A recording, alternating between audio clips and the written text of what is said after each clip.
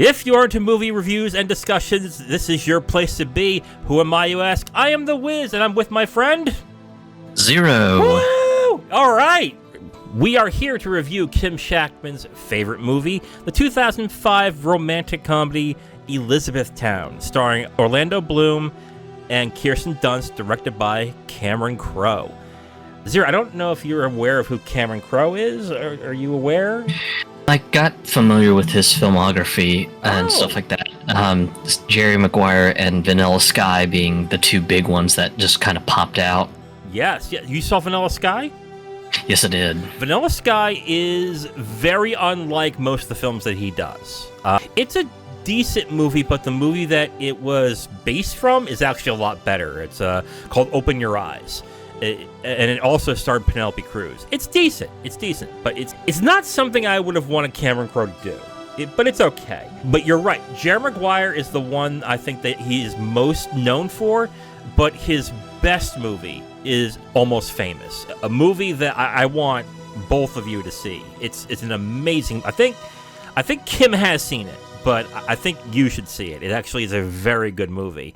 It's one that I love. I think it's a great movie. So when Elizabethtown was coming out, the last movie he did was Almost Famous, which is the movie that got him the Oscar for Best Screenplay, and it got him all sorts of awards and accommodations. It really cemented him as the go-to writer for romance or character-driven dramas. So when Elizabethtown came out, there was a lot of hype for this film, that it was going to be something special because it was from the guy who did Almost Famous. Well, that didn't happen because the reviews completely tanked it. And I'll be honest, since the reviews and since a few of my friends have said, don't see it, I've been avoiding this movie. But Kim's favorite movie is this, and since I came up with this idea, perfect time as any to actually check it out. So, are these type of films something you like, or is this kind of like, once in a while, maybe if the girlfriend's into it? It's definitely something on the once in a while sort of palette, but I'm kind of weird that I like things with a lot of world building and a lot of story. Okay, yeah, I like those types of films too, but I am a person that is very... I guess I'm kind of a softie this way because I actually do like romance movies a lot. I do like them very much so. Some of my favorite ones are romances. These types of films are something I gravitate towards. So since I haven't seen it, I was looking forward to seeing it. So why don't we get to the review of Elizabethtown, shall we? Yeah, let's go ahead and proceed. Okay, we are getting to the review of Elizabethtown, starring Orlando Bloom and Kirsten Dunst, directed by Cameron Crowe. Okay, just so you guys know, we are going to do the whole review with spoilers. So if you haven't watched the film and you want to, you might want to skip over into our final thoughts. So just to let you guys know. Let's start with your thoughts right away. Overall, it's kind of a cute romantic tragicomedy. There's some funny moments, there's some cute moments. There are definitely some unbearable moments. The unbearable moments, there are moments I was just like, oh god, this is drawn out way too long. Can we just move on? No, we're drawing it out? Okay. Jeez. Okay, I think we get the point. Let's keep it. No. Oh god, why? The oh god, why is the prevailing thought I had throughout this film. I get the feeling I'm going to lose a friend at the end of this review. So, I'm sorry, Kim. I'm sorry. I'm going to probably eviscerate your movie. I was so glad when this movie was over. There were so many problems with this movie that I had. And I'm glad that you were able to enjoy it somewhat. I just sat there watching this movie going, why? Why did Cameron Crowe decide to write the characters the way he did in this? The characters are typical Cameron Crowe. If you remember, like Jerry Maguire, Almost Famous, or if the one that he wrote, Say Anything. They are flawed, tragic male characters who just so happen to meet and fall for this absolute perfect magic pixie woman who in real life could never fucking exist. But because she's there and she is perfect and, that's just the way it is in these characters. The character falls in love, grows in a certain way, and the girl just kind of stays who she is because she's perfect. She doesn't have to change. And that worked in Jerry Maguire, and it worked really well in Almost Famous. It was done so bad in this movie because the characters and the way that the story was written was so poor that I just could not get into the movie at all without pointing out what's wrong. Why is that there? What are they doing? What's the point of this? Like, I sat here throughout the entire film. We just watched the movie now, and we're deciding to do the review right after, which I normally don't do because I usually want time to cool down. But this was painful to watch throughout the most of the film, honestly. Let's get into, I think, one positive that I have before I just go crazy. The music is great. I think the music the music's great, and that's another hallmark of Cameron Crowe. He puts in a lot of really good classic rock or rock music into his movies and implements them well to the scenes. I wouldn't say that the songs are implemented well in the scenes, but I think with a script this bad, it's kind of hard to put any song in there that implemented well. But because the music was good, I was like, okay, so that's fine. That will be enough to climb the movie to like a 1 star for me. But past that, oh my God. Like, I could not believe what I was watching throughout this. Go ahead, tell me some positives that you had about the movie specifically. What are the things that you enjoyed? The scene where Drew, Orlando Bloom's character, is on like multiple phone calls trying to juggle through like his boredom and depression and everything. That one sort of hit me square in the heart because I had a moment very, very similar to that. Not relating to a dead relative or anything, but just having to juggle family and their expectations, a girlfriend, an on and off girlfriend that finally just broke it off with me, and then just a female friend who was trying to sort of remind myself to, just set myself free of the sadness and everything. And I was just like, God, I know that situation too well. This kind of hits a little too close for home. Yeah. And films have that capability of doing that when it reminds you of a certain something in your life and it just kind of hits you there. I understand that completely.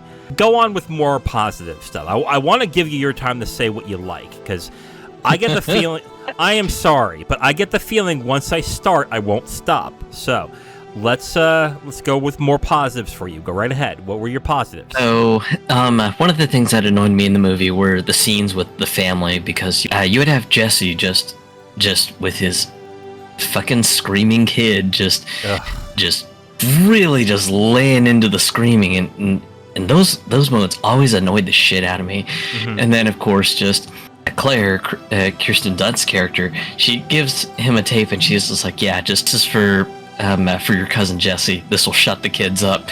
And of course it's like this movie of like this like Demolition Man going, hey, I'm gonna blow up like the minute he pops in the tape, all the kids go silent. And of course you got this handyman Demolition Man going, hey, I'm gonna blow this house up, but I'll only do it if you're quiet. You gonna agree to be quiet? I was just like, oh, thank you, Lord. Yeah, oh, God, that scene was so corny too. Yes, it was. Oh my God. I sat when that scene happened. It was like, on one hand, you're right. Like the kids screaming was like, oh, thank God it's over. But then it seemed so inauthentic and unrealistic. Not because usually it would be like some kids are still screaming a little, maybe they're making noises, then they're fixated. But it was like a straight nothing when that tape came on. I was like, what?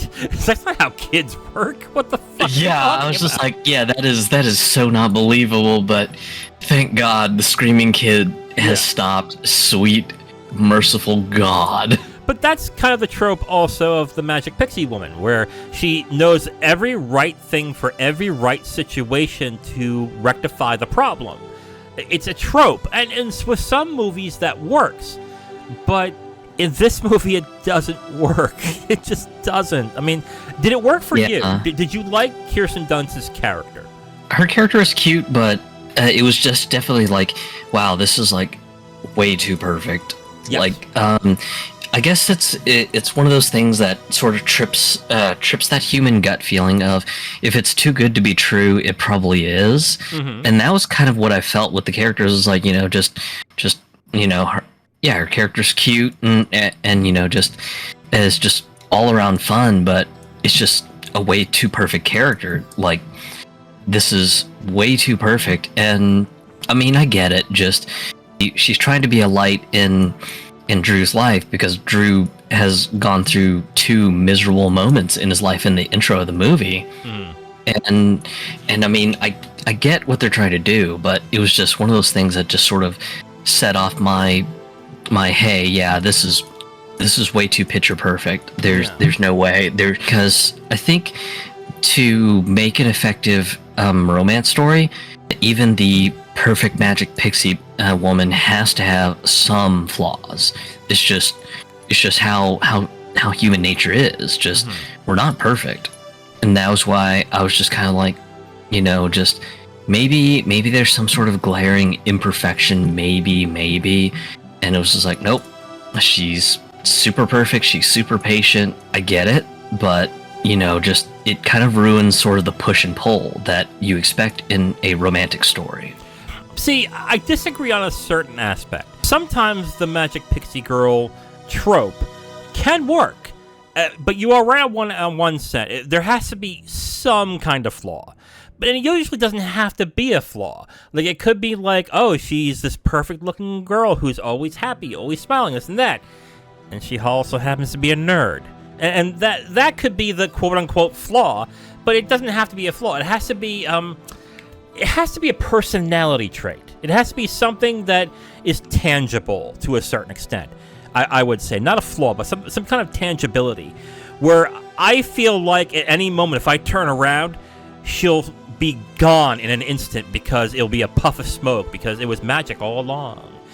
Something along those lines, or she was a ghost, or something along those fucking lines, or the manifestation of my mind that wanted that perfect type of girl and I just needed it at that certain time. Something along that type.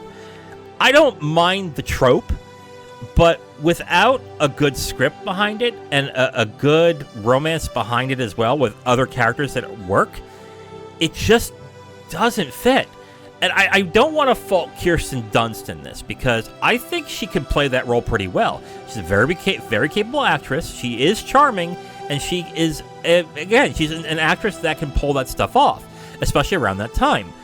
But in this, the script is so bad. It is done so poorly that even if, like, Kirsten Dunst gave the performance of her fucking life, it just wouldn't work. I think one problem that I have big time is Will, not Will. What's his name? We just watched the movie. What's the main character's name? Drew. Thank you. I think the big problem I have with this is the character Drew. Drew, honestly, from the moment that you watch him, when he's introduced to the moment the main plot goes, is not authentic and just doesn't seem believable in the slightest. Now, there is some Hollywood magic in most of Cameron Crowe's films, but there's still a believability in these roles that make them work. Jerry Maguire was that way. Almost Famous with Patrick Fugit's character was exactly that and worked incredibly well. But there was 2 problems with Drew's character. One, the way he was written. I think the suicide attempt was like, that was so fucking unnecessary. Like, why did he want to commit? Like, I get, like, oh my god, I just blew up this thing that I had. Is that really enough for a suicide attempt? I know with some it might be, but man, I looked at that and went, that's a little ridiculous. And the way that he attempted suicide is the other thing where I'm like, what are you doing? Like, what is the? Oh man. Yeah, it was a contrived contraption. I'm just like, yeah, that's not quite how suicide attempts work. Most suicide attempts are usually something brutally quick, like a gunshot to the head, or maybe it's something more slow and perceived as painless, like overdosing on painkillers. But I was just like, really? A freaking elliptical rigged to just repeatedly stab himself multiple times? That just doesn't seem like how a realistic suicide attempt would be. It's strangely macabre for the type of movie this is. And then, on top of that, it seems the film was trying to be very quirky in specific aspects of the movie, such as the suicide attempt and certain things that happen with Claire, which is Kirsten Dunst's character, and the family that was involved. But quirky is hard to get down right.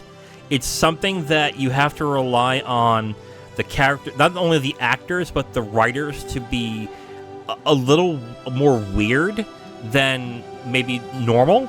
The problem was the script just couldn't do quirky very well. And the other is Orlando Bloom. Orlando Bloom is just, well, I can't say it nicely, so I'll just say it. He is the wrong actor for this movie. The guy does not have charisma in this movie at all. And a part of the problem is the script. Yes, part of the problem is the script.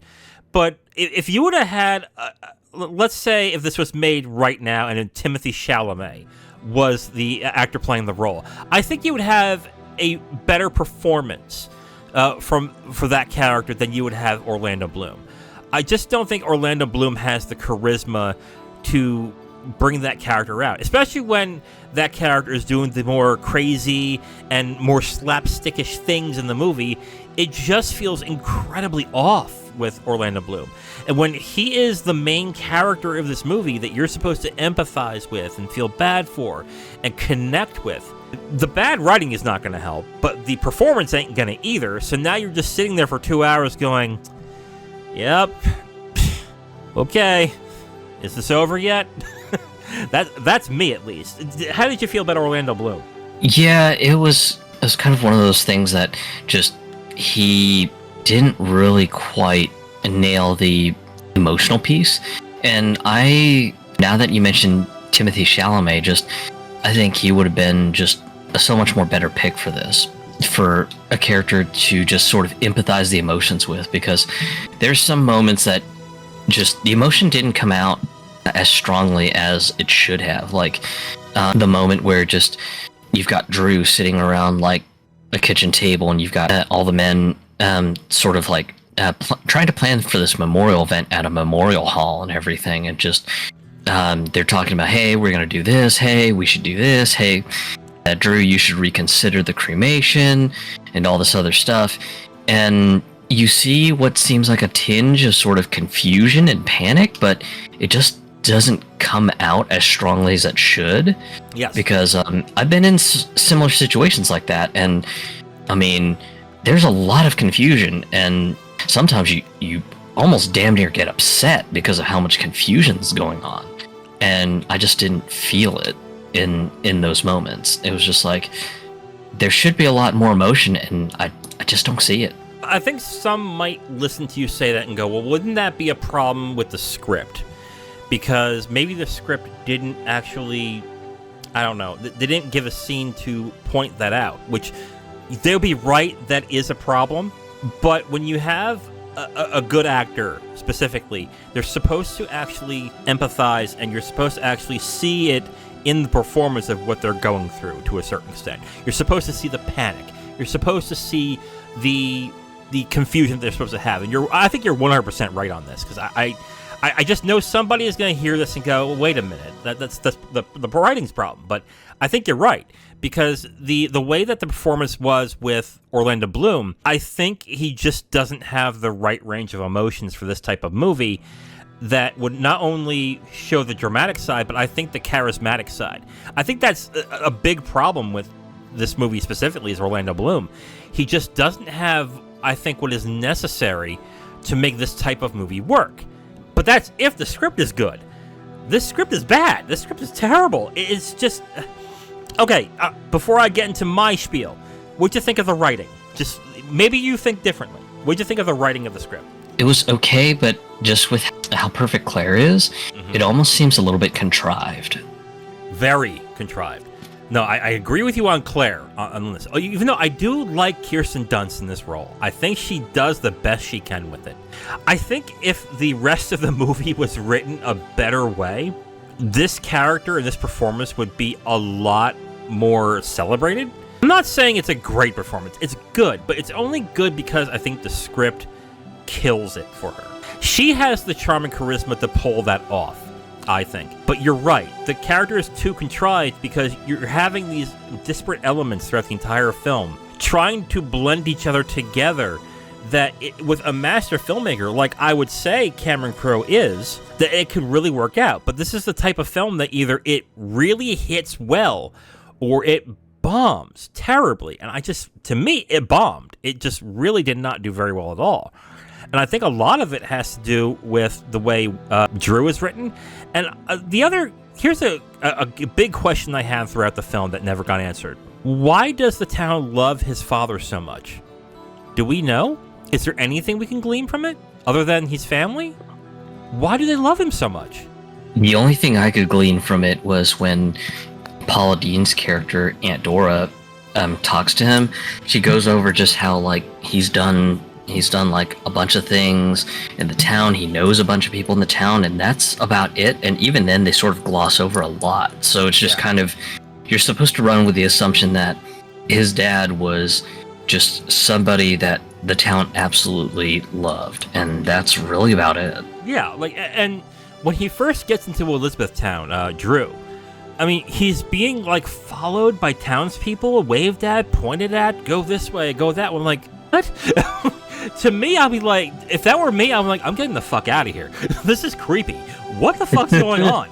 And he's like, oh yeah, okay, that's cool, thanks guys. I'm like, that's creepy. Okay, let me get to another thing that I was like, if this happened to me, I would get out of there as fast as possible. The introduction of Claire. I don't care how gorgeous and how nice a woman is. If they came up to me like that, like Claire did in this movie, I would be like, lady, excuse me, can you leave me the fuck alone? I'm like, what? Lady, you're fucking crazy. What are you what? What is your...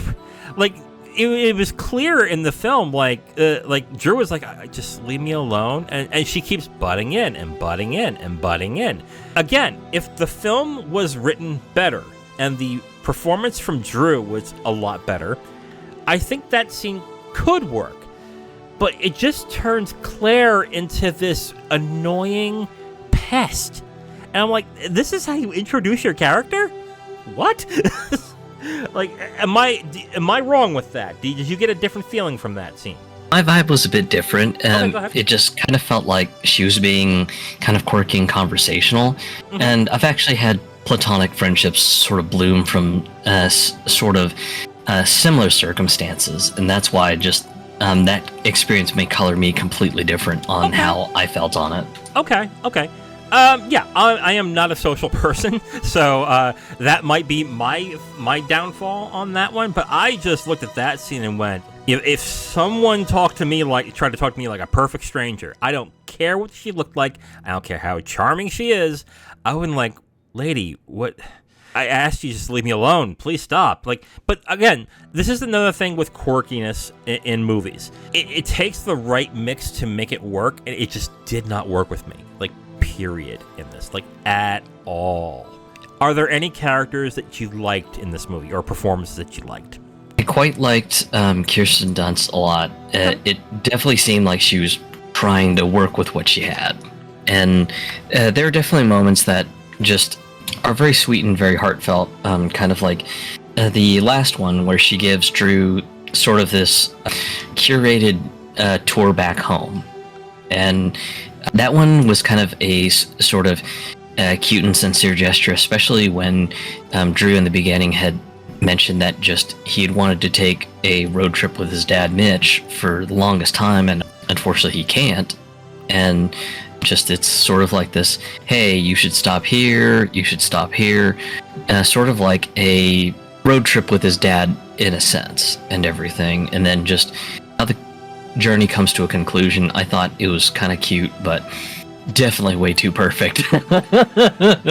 Yeah, the nature of that entire scene is that Claire was able to predict and map out the entirety of his 48-hour trip to perfectly time it to make sure she was in the exact place he was at the end for them to embrace and kiss.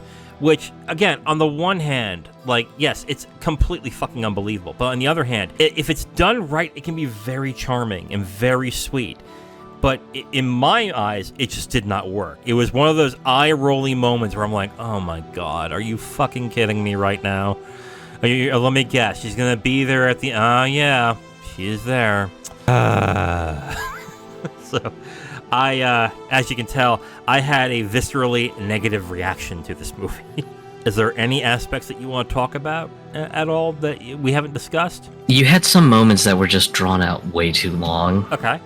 One of my personal moments that I felt was drawn out a bit too long was the scene where you have Drew with his phone call with Claire, where he decides to go sneak out since there's a wedding going on in the floor of the hotel that he's on, and he's just like, all right, I'm gonna try to see if I can sneak around and get a drink. And he sees like a bathtub just covered in ice and full of beers and stuff, and kind of mentions to Claire on the phone, hey, I'm stealing some beers from Chuck's wedding and everything.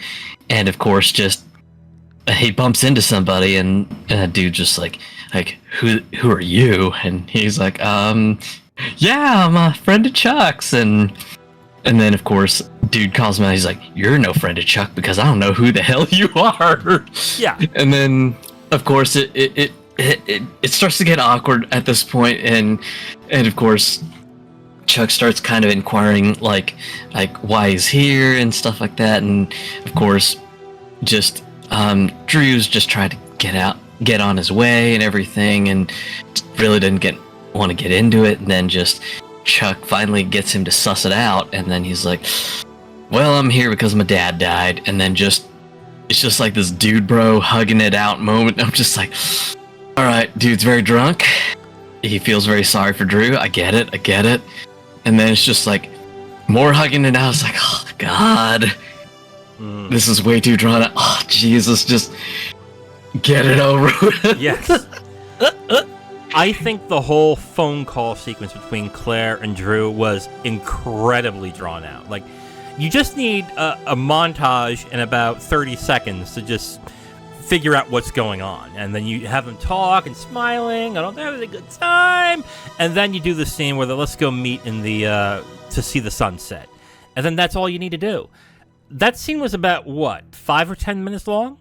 Yeah. Like, that was really unnecessary. Really unnecessary. And honestly, I think it's unnecessary because I think the dialogue is bad. So, with that, I would have just sat there and been like, oh my God, can we just cut 10 minutes of this, please? Oh God. Let me ask you a question. Would it have been better if Drew and Claire were friends at the end instead of partners and lovers? That's kind of hard to say. Because you don't care? Well, no. I was doing some supplemental research after the movie had concluded and everything, and there was an interesting opinion written about the movie from Roger Ebert. Mm-hmm. And he felt that on his second viewing of the movie that the allegory that's alluded to in the movie is about an angel that's fallen from grace, trying to guide a person through his dark struggles in the worst time of his life to try to guide him back to the light. And kind of an interesting allegory, to say the least. When I kind of sat and thought about it, I was just like, that's kind of an interesting way to see that and interpret it and everything. Sure. And much like any sort of like guiding angel story, there are some stories where just the angel or the human falls in love, but they know that they just can't be together due to circumstance. And then there's some that just they end up remaining friends just because of the circumstance. And it's kind of one of those things that just, for me, the jury is out on whether or not just changing it to just at the end where they just remain friends forever would end up making things better, or if it would just be sort of the same. So that is a good interpretation. That's why I love Roger Ebert. I don't know what he rated. I think he probably was one of the more positive reviews of that movie. I don't remember, to be absolutely honest. My thought of this movie is basically the end of the movie, should have been that scene where Drew was spreading the ashes of his father outside of the car like he was driving. That should have been the end shot, and that's it. I don't even allude to that Claire and him meet again. Let that be a mystery at that point. But that's also... But my problem generally is that I think nothing in this film really worked. Like, to me, this film needs like another pass-through, because another pass-through with writing this would have said, okay, we need more time with the family to really gather exactly why they feel that way about the father. We need more about Drew and why he's so despondent, and why maybe this experience will help him. We need all this depth here that's just not there. But instead, it just seemed, and this is, I think, the most disappointing thing about me with this, is that a filmmaker like Cameron Crowe took those templates and reworked them to have more depth. That's with Jerry Maguire, and that's with Almost Famous, and that's with Say Anything. They were much more depth in those stories and made those characters more fully fleshed out than they were in more romantic movies. And this movie has less depth than most movies that Hollywood churns out. And I just couldn't help but be utterly disappointed by this. I'm actually upset, like a lot by this, because I just expect more from Cameron Crowe. I just don't know if I'm just more emotional about it and more pissed about it because it's Cameron Crowe, or because it's actually terrible. I got to work my feelings out there, but I just, oh man, I just did not like this at all. If you haven't guessed. Anything more you want to add? You want to get into final thoughts? We can roll to final thoughts. All right. Well, Zero, I'm gonna lose a friend today. I think that's clear. Just rip the Band-Aid off. Just rip the Band-Aid off. It's gonna be fine. So if Kim never comes back, this is why. I couldn't help but be incredibly disappointed by this movie. With the saving grace of the music and a decent performance by Kirsten Dunst, who I do not think it's her fault that the performance wasn't better than it could have been. I think the script is terrible. I think the whole story is contrived, and on top of that, with the attempts at quirky humor and stuff like that, it just falls flat. I wanted this film to end within 45 minutes of this film going on, and I just, when it was over, I was like, good Lord, why? Why was this so bad? I am going to give this a half star out of 5. I am just utterly devastated by this movie. I could not believe someone who made such great films as Jerry Maguire and Almost Famous, I just don't know where he got this from.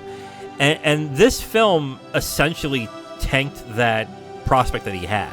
Essentially, he went from being like a kingmaker to now being an also-ran. It's really sad. Like, I think his last movie was Aloha, and that was awful. Like, I don't know what happened to him. So yeah, I like the music. Kirsten Dunst is fun. All right, you know what? I'll give it 1 star. It's a 1-star rating. Kirsten Dunst is good for what she could do with it, and the music is good. Other than that, I think it's utterly unwatchable. 1 star for me. Might be a little bit more positive, but some people may see it as not by much, but okay. I'd say maybe about a 60%. Okay. So roughly 3 stars, but it's just one of those things that just, I get it. It's trying to tell a romantic tragicomedy style story with the whole magic pixie woman trope, but just they don't have anything that's either like a character flaw or a tangible flaw to this magic pixie woman, and it just kind of makes it feel contrived in some moments, and it's a real damn shame because I really quite like Kirsten Dunst. Mm-hmm. And again, her performance in this movie, it seemed like she was just like, I'm just trying to work with what I got here. And unfortunately, I think Orlando Bloom being the lead, he doesn't really sell the emotion as much as he needed to. And I think that's another issue that I personally take with it. If there was a better actor during that era when it was being filmed, then they should have gone with that one. But unfortunately, just we have what we have. Then you have some of the moments that are just absolutely grating, like the moments where you're around the family and you've got Jesse's kid just screaming at the top of his lungs, and you're just like, dear God, just end it, just end it right now. I can't stand this. And then, of course, you've got some of the moments that are just drawn out way too long. Those moments sort of drag things down. But at the same time, you've got some kind of goofy and hilarious moments too. One of the more funnier moments was during Drew's father's memorial service at the Memorial Hall in the hotel, where just the fictional band Ruckus gets on stage and they're just kind of jamming out. And then, of course, this paper mache bird that they're trying to just shoot through the Memorial Hall catches fire, and there's just pandemonium, chaos, and of course the band's just still rocking on. And it was one of those things, it was just kind of hilarious and yet beautiful chaos.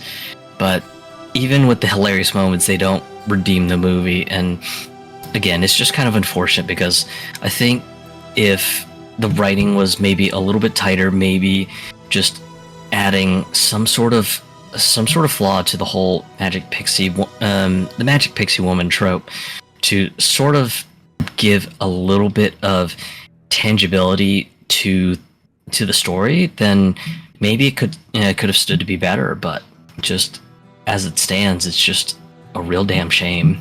It is fun, but you do enjoy the movie, right? Because you're getting a 60% that's above average. So you're saying it's good, but just deeply flawed, right? Yeah. Okay, that's cool. You're gonna find this funny. While you were talking, and I was listening, I decided, because after I kept saying magic pixie woman, I kind of get the feeling like I'm getting that term wrong.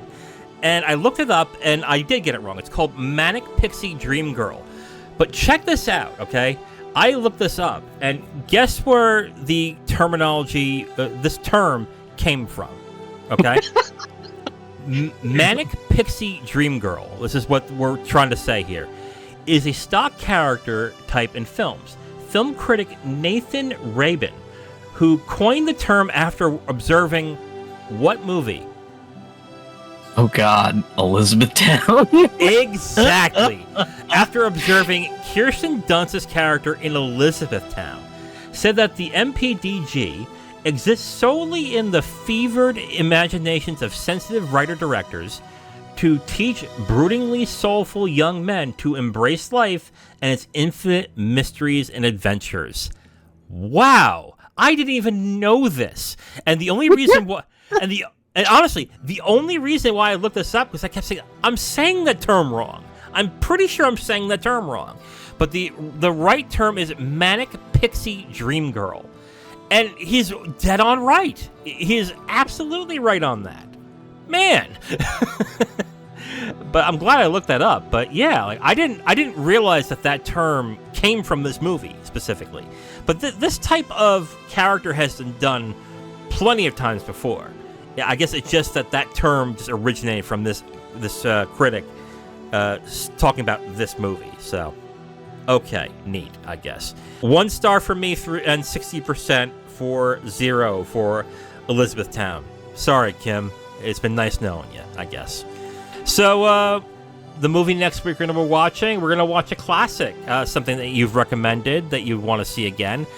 I saw this in the theaters in '99. I don't know if you saw this in the theaters, did you? Unfortunately, I did not. I had very, very restrictive parents, so this was unfortunately not something I got to see. And I think the only way I got to see it was via a friend who had burned it onto a DVD for me, because he found it from like some sort of pirate forum way back in the day.